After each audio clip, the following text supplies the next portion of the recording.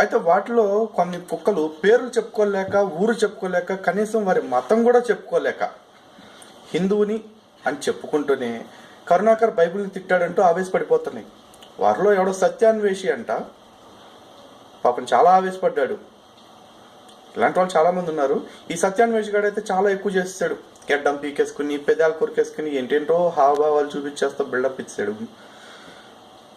ఒరే వెధవ, కరుణాకర్ బైబిల్ని ఎక్కడ తిట్టలేదురా, అందులో ఉన్న నిజాలనే చెప్పాడు.